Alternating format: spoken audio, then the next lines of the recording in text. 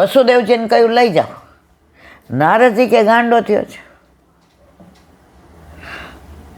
દેવોની વાણીને તો ઓળખી ના શકે. તો આમથી ગણતો આપેલો, કમળની પાંખડી આમથી ગણો તો આપેલી. તો આ પેલો એક 8મો હોય ને એ તાર એ કે હે એવું હોય? એ કે હા જુઓ હવે રાજા વાજાન વાંદરા. એ પ્રમાણે પેલો 8મો બની શકે અને 8મો પેલો બની શકે. તને શી ખબર પડે કે કયો 8મો બનશે? કંસ તું હાવ મૂર્ખો છે. તું દેવોની વાણી ઉપર વિશ્વાસ કરી બેઠો છે. નારદજીએ કંસને ચાવી એટલા માટે ચઢાવી કે જલ્દીથી પાપનો ઘડો ભરાય ને જલ્દીથી ભગવાન પ્રગટ થાય. ઘણાય નહીં કે તરરો આ કેવા કામ કરે છે, આ કેવું કરે છે. તો વડીલો કે એનો પાપનો ઘડો ભરાશે તેને મેળાઈ ફૂટશે. આપણે ચિંતા કરવાની જરૂર નથી. આપણે નિમિત્ત શું કામ બનીએ? એકવાર જો કંસ અપરાવૃત્તિથી રંગાયેલો પકડાઈ જાય તો તેને દંડ આપવામાં વાર ન લાગે. ગુનેગાર ગમે તેવો હોય પણ પુરાવાના અભાવે કોર્ટ એને દંડ કરી શકતી નથી. કંસ દુષ્ટ છે, તેને દમવો છે, પણ તે માટે ભગવાનને પુરાવાની જરૂર છે. તેથી નારદજી વિચાર કરે છે કે તેણે મનમાં જે દુષ્ટતાઓ સંઘરી રાખી છે તે બહાર પ્રગટ થવા દો. હવે જલ્દી આ બધા આવા લખણ કરે તો જલ્દી પાપનો ઘડો ભરાય. યદા યદા હે ધર્મસ્ય, તો ઠાકોરજી જલ્દી પ્રાગટ્ય લે. કેટલાક માણસો ઘણા દુષ્ટ હોય છે પણ ઉપરથી સજ્જનતાનું મોરું પહેરીને બેઠા હોય. પરિણામે આપણે તેમની દુર્જનતા વિશે કંઈ કહેવું હોય તો આપણે બોલી શકતા નથી. આથી નારદજી કંસના પુરાવા ભેગા કરવા તેને સમજાવે છે કે પેલો પણ 8મો બની શકે. તેથી દેવકીજીના બધા દીકરાઓને તો રેસી નાખજો. જલ્દી પાપના ઘડા ભરાય તો જલ્દી પ્રભુ પ્રગટ થાય. એમાં જ તારું ભલું છે. જ્યાં જરા સરખી દુશ્મનાવટ લાગે ત્યાં મૂળમાંથી તેને ઉખેડી નાખવી જોઈએ. દુશ્મનને જીવતો રખાય નહીં. કંસ કહે છે બાપજી સારું થયું તમે આવ્યા. મને અત્યાર સુધી આ વાતની ભાન જ નહોતું. તમારી વાત સાચી, હું ઘણો મૂર્ખો છું. મને શી ખબર કે દેવો આટલા બધા ગહન અને ગૂઢ હશે. હમણાં જ બધા દીકરાઓને મંગાવીને જુઓ, હમણાં પાછો મોકલો ને નારદજી આવ્યા. એવું કહેવાય કે રાજાને કાન નહીં હોતા, એ કાચા કાન જ હોય. કોઈ ચડાવે એટલે ચડી જાય. વ્રજ વિહાર, વ્રજની વાત આવે, વ્રજ આવે, લીલાઓ આવે એટલે આમ નજરે તર. અત્યારે જો આરતી થઈ ગઈ હશે, બધાય ચરણ સ્પર્શની લાઈનમાં ઊભા હશે, સામે વલ્લભ બિરાજતા હશે, ઓલા આરતી લઈને ઓલા ભાઈ બહાર ઊભા હશે, ગુસાઈજી સામે જ. આમ જેવો સમય હોય એવી લીલા અંદર. એનું કારણ વારંવાર જઈએ એટલે આ બધું હૃદયારૂઢ થઈ જાય. એમાં દ્રષ્ટિ દ્રઢ થઈ ગઈ કે હવે અત્યારે આ જ લીલા હોય. તો વ્રજ વિહાર. આજે એક પ્રસંગ સરસ સાંભળો કે યમુનાજીમાં બાઢ આવ્યું. બાઢ એટલે શું કહેવાય એને? પૂર આવ્યું. યમુનાજી વિચાર કરે કે આટલું મારું હૈયું ઉછળે છે, આટલો અંદર ઉમંગ છે. એકવાર પ્રભુ પોતાના ચરણાવીને પધરાવી દે તો અમારો ઉમંગ, અમારો ઉત્સાહ જે પ્રગટ થયો છે એ પ્રભુ એને સમજી શકે. ઠાકોરજીએ વિચાર કર્યો કે સાંજે માએ મને સ્નાન કરાવી દીધું છે, કોઈ પણ સંજોગમાં મને યમુનાજી માં સાંજે જવા દેશે ને. માં મને એટલો બધો પ્રેમ કરે છે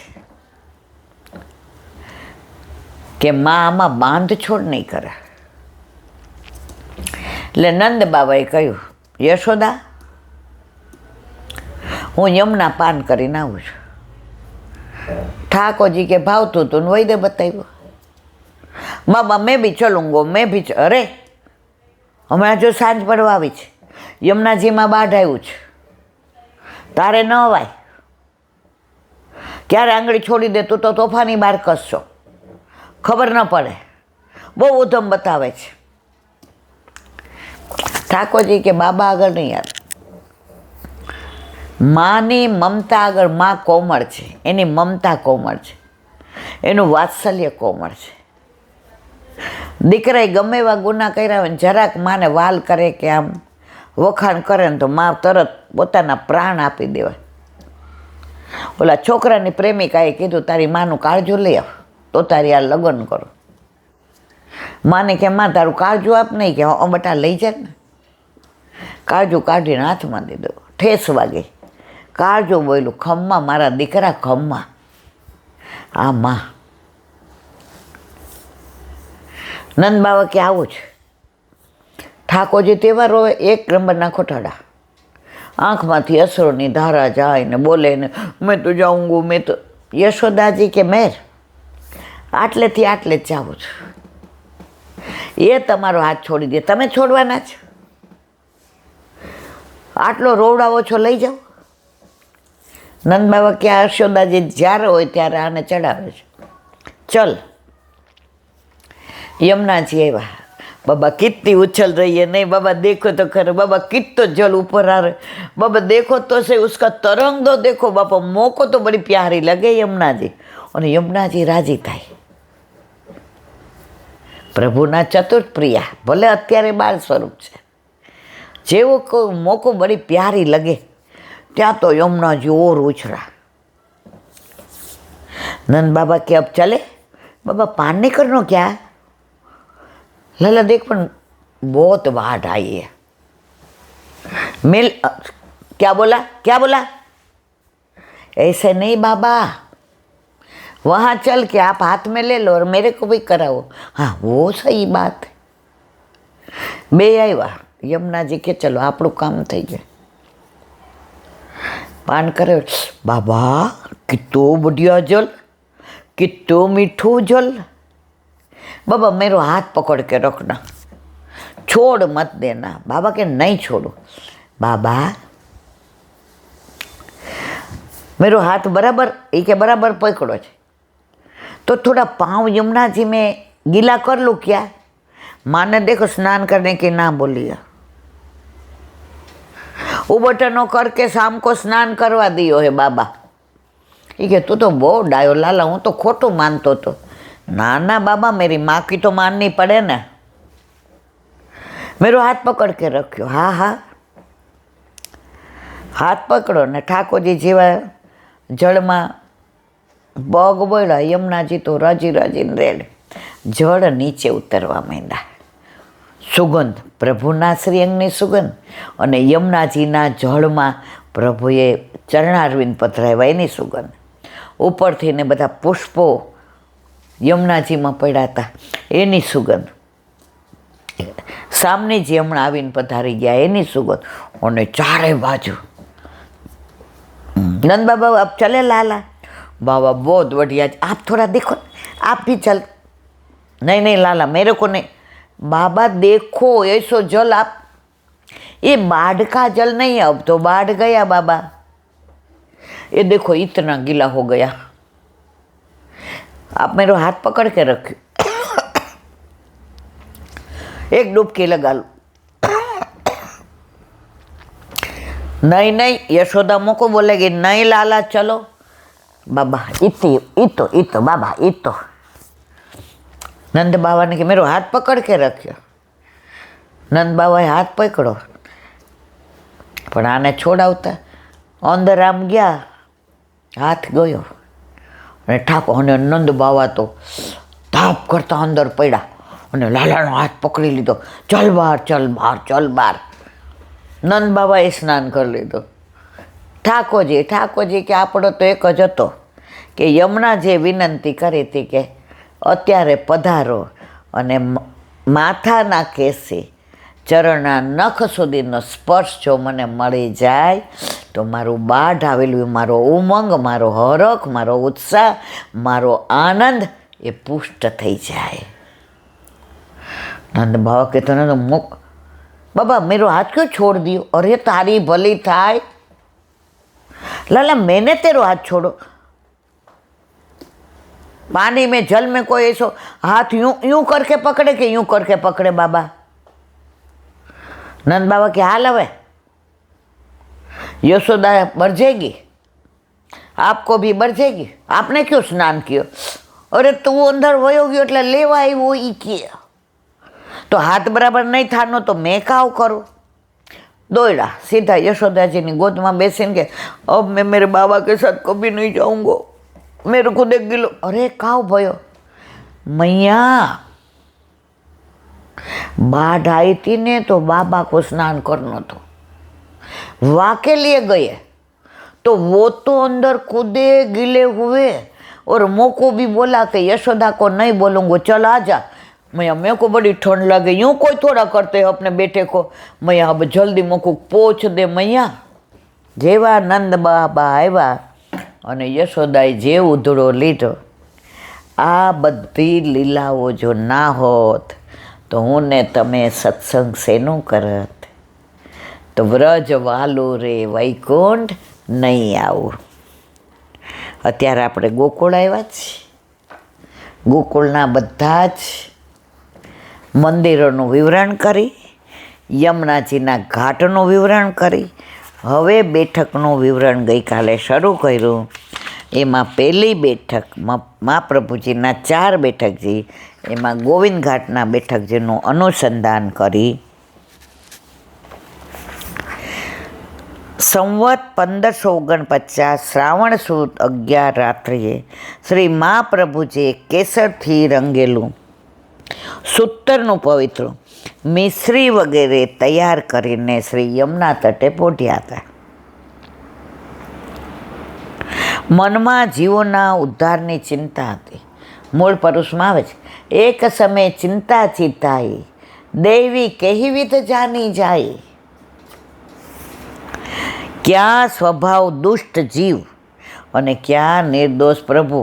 આ દુષ્ટ જીવનો હાથ મારે નિર્દોષ પ્રભુના હાથમાં સોંપવો કેવી રીતે?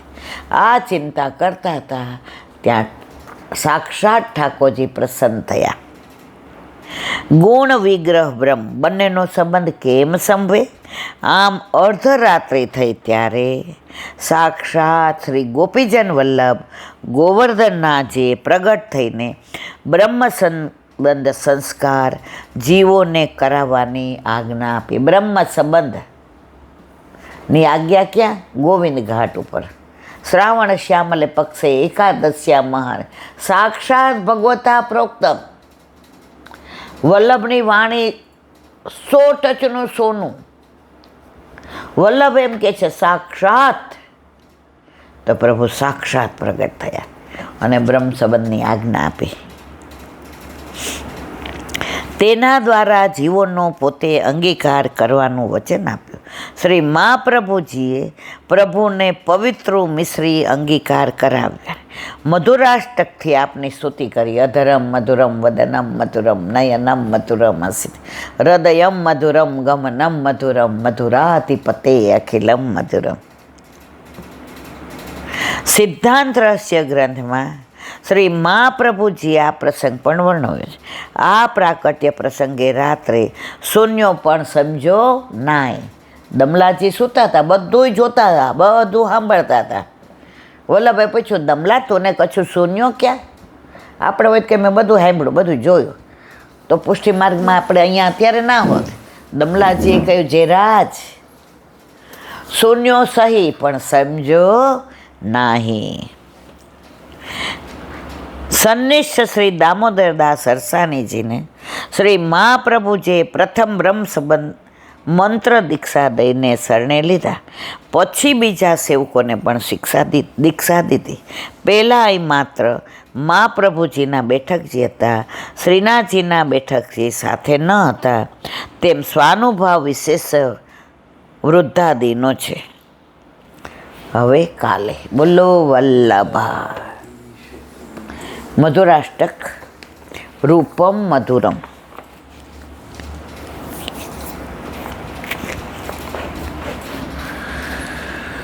પૃથ્વી પરિક્રમા છોડી શ્રી મહાપ્રભુજી વ્રજમાં પધાર્યા. 5 સેવક દમલાજી, મેઘનજી વગેરે સંધ્યા સમયે સદુપાંડેના ચોતરા પર બિરાજે.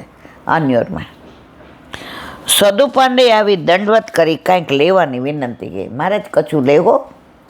કૃષ્ણદાસ મેઘને કહ્યું, આપ શ્રી કોઈના ઘરનું લેતા નથી, જે સેવક થાય તેનો અંગીકાર કે છે.